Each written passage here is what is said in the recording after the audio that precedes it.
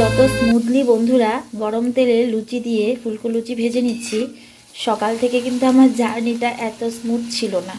সকালে ঘুম ভেঙেই দেখি আমার বড় জায়ের মিসড কল। বড় যা বলতে চিনতে পারছো? আমার মামার তো যা, এই তো সেদিন পুজো প্রসাদ খেতে গিয়েছিলাম। ফোনটা দেখি আমি বুঝতে পেরেছিলাম কেন করেছে দিদি ফোন। আজকে মায়াদি আসবে না, কারণ মায়াদি ওনাকেও হেল্প করে থাকে। আমি গতকাল বুঝতে পেরেছিলাম, মায়াদি বলেছিল যে আমার শরীরটা একটু খারাপ লাগছে রে বোন। তো মায়াদি না আসা মানে বুঝতেই পারছো কাজের কি পরিমাণে দৌড়ঝাঁপ।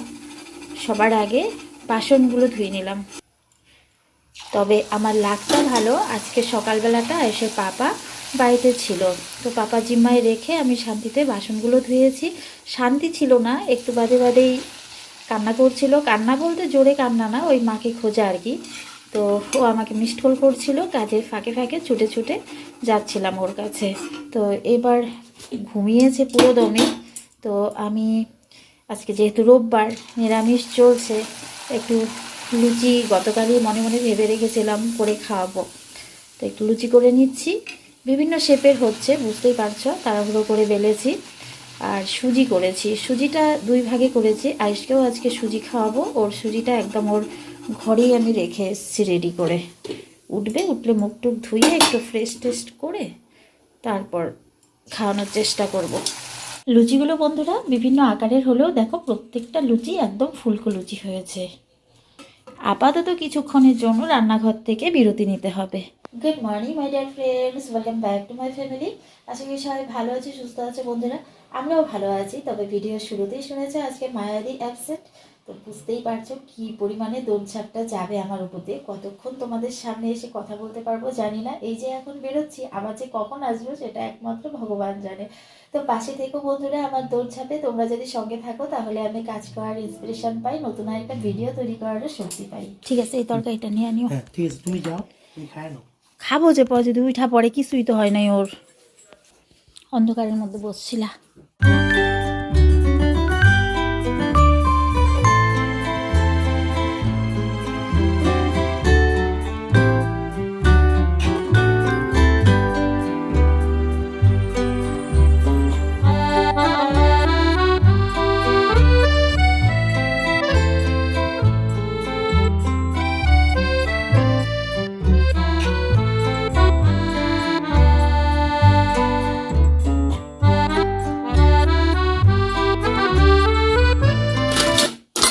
বিকালে তো যাবাই, তখন আইনো ধাপে ধাপে বন্ধুরা প্রচুর বাসন হচ্ছে। যদি হঠাৎ করে না আসে খুব মুশকিলে পড়তে হয়। আগের থেকে জানা থাকলে তাহলে রাত থেকেই অনেক কাজ এগিয়ে রাখা যায়। তো আজকে রান্না হবে ডাল, ছোলা আর মটরের ডাল ফোটানো হয়ে গেছে। প্রেশার কুকারটা আজকে আবার মাজতে হবে। আর বাকি কি রান্না হবে এখনও ডিসাইড করা হয়নি। তো আমি এবার আয়ুষকে গিয়ে স্নান করাবো। তেল মাখবো তো টাইম লাগবে, ততক্ষণে তুমি চলে আসবা। হ্যাঁ আমি ওই যে নিতেছি, ওকে জলটা দিয়ে আসি। আজকে মহারাজকে শ্যাম্পু করিয়েছি। ওকে শ্যাম্পু করানো মানে খুব কষ্টকর। ওর পাপাকে রেখেছিলাম রিজার্ভে, বলেছি তুমি থাকো সামনে, প্রয়োজনে তোমাকে ডাকবো। শেষ মুহূর্তে প্রয়োজন পড়েছিল, কারণ আমাকে পুরো ভিজিয়ে দিয়েছিল। আমার জামা কাপড় ছাড়ার সময় ওকে রাখতে হয়েছিল।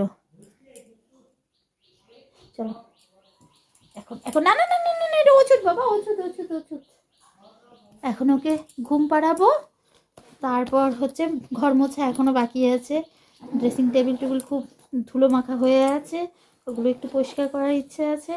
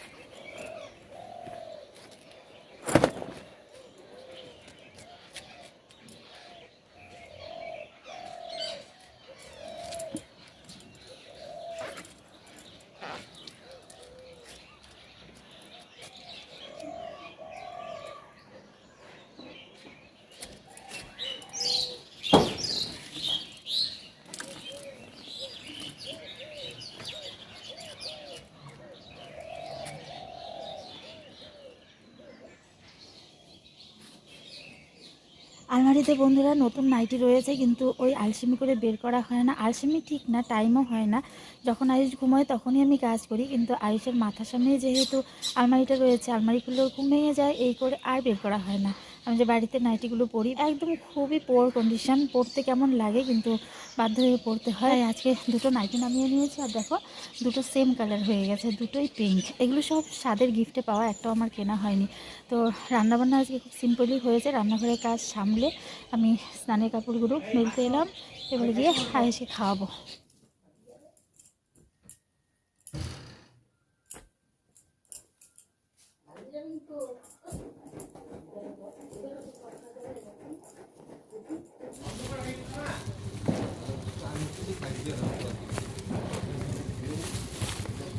আজকে বন্ধুরা মায়াদি না এলেও না, সব কাজ খুব স্পিডেই এগোচ্ছিল। ভেবেছিলাম বিকেলে আয়েশকে নিয়ে একটু রাস্তায় বেরোবো, মাঠে যাব, বাচ্চা কাচ্চারা খেলবে, এগুলো দেখে এনজয় করবে, কিন্তু সেটা আর কপাল নেই।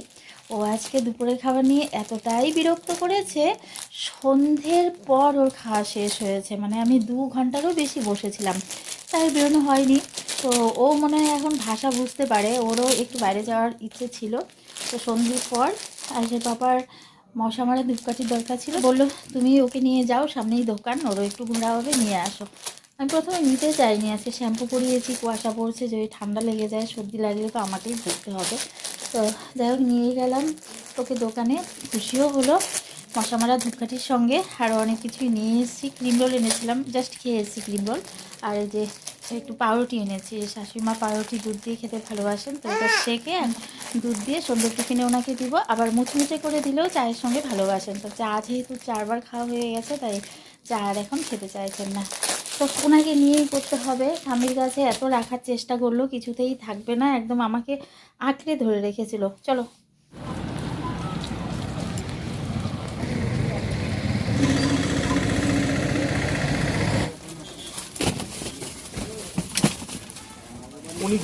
দেখো দেখো তো আমার 7:30টার দিকে আয়ুষ ঘুমিয়েছে। এমন সময় হঠাৎই ঠিক হলো আমি আর শাশুড়িমা একটু সামনের বাজারে যাব, দুটো নাইটি কিনতে, গিফট দেওয়া হবে। তো আয়ুষ কিছুতেই উঠছে না, আমরা শাশুড়ি বৌমা দুজনেই রেডি হয়ে বসে আছি, ও উঠছে না, গভীর ঘুমে মগ্ন। অ্যাকচুয়ালি আজকে শ্যাম্পু করানো হয়েছে, মাথাটা বোধহয় ওর হালকা হয়েছে, তাই ও শান্তিতে ঘুমিয়েছে। তাই এসে পাপা বললো তোমরা যাও, আমি আছি, যদিও উঠে পড়ে আমি ফোন করব, তাড়াতাড়ি চলে এসো। তো বিশ্বাস করবেন না, রাস্তায় তো কাজ হচ্ছে, এটুকু রাস্তা পার হতে আমাদের একটু টাইম লেগেছিল। পরে বাকি রাস্তাটা তাড়াতাড়ি গিয়ে জাস্ট দোকানে গিয়ে নাইটি দুটো কিনে তাড়াতাড়ি বেরিয়ে পড়েছি। শুধুমাত্র শাশুড়িমায়ের জন্য একটা পান কিনেছি, পানওয়ালা দাদাকেও বললাম তাড়াতাড়ি দাও, বাচ্চাকে ঘুম পাড়িয়ে রেখে এসেছি। তারপর এসে বাবাকে ফোন করলাম, বললো ঘুমোচ্ছে। তৎক্ষণাৎ ভাবলাম যে আমার তো বেরোনো কিছুতেই সম্ভব হয় না, এভাবেই আমাকে কাজকর্ম করতে হবে, নিজের কাজগুলো। পাশেই পার্লার ছিল, ঢুকে দেখি একজনের থ্রেডিং করাচ্ছে, তা আমি তো থ্রেডিংটাই করিয়ে থাকি, তাই ঢুকে পড়লাম। দেখো আইব্রো থ্রেডিং করে বেরিয়ে পড়লাম। তো বাড়িও ফিরেছি, আমার জামা কাপড়ও চেঞ্জ হয়েছে, হাত পা ধোয়া হয়েছে, ওই সময় মহারাজ উঠেছেন। তো ওর সঙ্গে একটু খেললাম, ওকে একটু টাইম দিয়ে এখন ঠাম্মির কাছে রেখে আমি এসেছি রান্নাঘরে, দেখি কি করা যায়। ওর খাবারেরও টাইম হয়ে গেছে। ওই যে বন্ধুরা 2 দিন আগে রাতের বেলায় খোয়া ক্ষীরটা পাক দিয়ে রেখেছিলাম, এটা দেখো অনেকটাই কমে গেছে। ঘরে আমার ইঁদুর আছে, তো ইঁদুরেই খেয়ে নিয়েছে, তো এটা দিয়েই কিছু একটা তৈরি করার চেষ্টা করছি।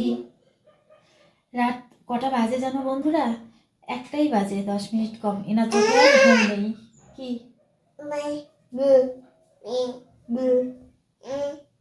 পাপা লাথি দেয় না, বাবা পড়ে যাবে, খারাপ হয়ে যাবে। বাজার থেকে ফিরে খোয়া ক্ষীরটা কাজে লাগাবো বলে রান্নাঘরে ঢুকেছিলাম, তারপর ঘড়ির দিকে তাকিয়ে দেখি 10টা বেজে গেছে। তো তাড়াতাড়ি করে ওনার খাবারটা রেডি করে নিলাম। বিশ্বাস করবো না বন্ধুরা, আজকে দুপুরবেলাও খাবার নিয়ে প্রচণ্ড জ্বালিয়েছে। জ্বালাতো তো সবসময়ই করে, কিন্তু আজকে একদম সীমা ছাড়া। রাতের বেলায় হার্ডলি মনে হয় 4 থেকে 5 চামচ খাওয়াতে পেরেছি, বাকি আর খাওয়াতে পারিনি। 11:30টা পর্যন্ত দুধটা জ্বললো। তারপর ওর পাপার কাছেও থাকছে একটাই জিনিস ওকে দিতে হচ্ছে, মোবাইল ফোন। তো তাই জন্য কোলে নিয়েই খাবার খেয়েছি।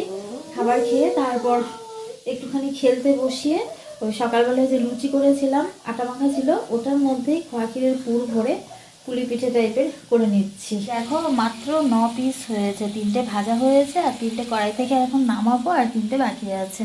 জানি না খেতে কেমন হবে, ফার্স্ট টাইম আটা দিয়ে এরকমভাবে পুলি পিঠে তৈরি করলাম। এনার চোখ ছোট হয়ে গেছে, অনেক চেষ্টা করেছিলাম ঘুম পাড়ানোর, কি বাবা, কিন্তু ঘুমোয়নি, বাধ্য হয়ে কোলে নিয়েই করতে হচ্ছে। একটু মিষ্টি এনেছিল, মিষ্টিটা ফ্রিজে ঢোকাতে হবে। দুপুরবেলায় এনেছিল সবজিগুলো, আমি আর সময় পাইনি।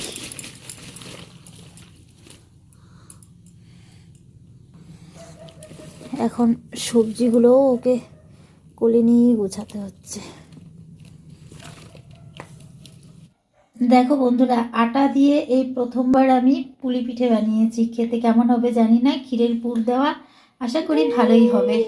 তো বন্ধুরা, অনেক হয়েছে, চারপাশে কুকুরের ঘেউ ঘেউ হয়তো তোমরাও শুনতে পারছো। গভীর রাত এখন, এবার গিয়ে যে করেই হোক লাইট বন্ধ করে ওকে ঘুম পাড়ানোর চেষ্টা করব। তো কাল আবার দেখা হচ্ছে বন্ধুরা, সবাই ভালো থেকো, সুস্থ থেকো আর আমাদের পাশে থেকো। আজকে গুড নাইটটা আয়ুষ পাপাকে নিয়েই বলছি।